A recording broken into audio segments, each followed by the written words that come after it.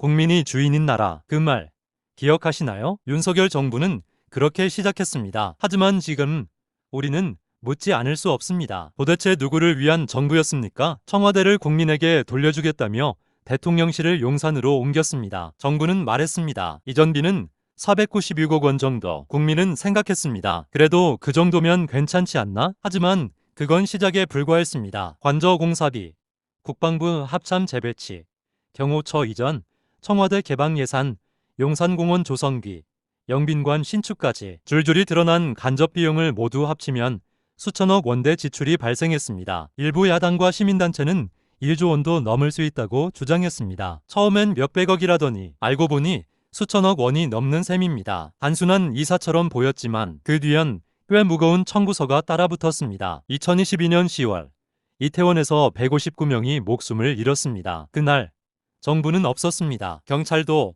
지자체도 컨트롤타워도 없었습니다. 그리고 그 이후에도 책임지는 사람은 없었습니다. 국민은 울었고 정부는 책임을 회피했습니다. 이게 국가입니까? 의사 수를 늘리겠다며 의대 정원을 확대했지만 의료계와의 협의는 없었습니다. 결과는 3년째 수업 중단. 올해 배출되는 의사는 300명도 안 됩니다. 국민 건강을 책임질 인재들이 정치 싸움에 갇혀 있습니다. 부동산 규제를 풀겠다며 세금을 낮추고 대출을 늘렸습니다. 하지만 집값은 다시 요동쳤고 무주택자들은 더 멀어졌습니다. 투기꾼은 웃고 청년은 울었습니다. 이게 공정입니까? 강원도가 PF 대출 보증을 거부하면서 금융시장이 얼어붙었습니다. 전국의 건설 현장이 멈췄고 채권시장은 흔들렸습니다. 한 지방정부의 무책임이 전국 경제를 뒤흔든 사건. 정부는 뭘 했습니까? 고속도로 노선이 김건희 여사 가족의 땅 쪽으로 휘어졌다는 의혹, 예비 타당성 조사까지 통과한 노선이 갑자기 바뀌었습니다. 결국 백지화. 국민은 묻습니다. 왜 그쪽으로 갔습니까? 강제징용 피해자 배상 문제에서 일본 기업은 면책,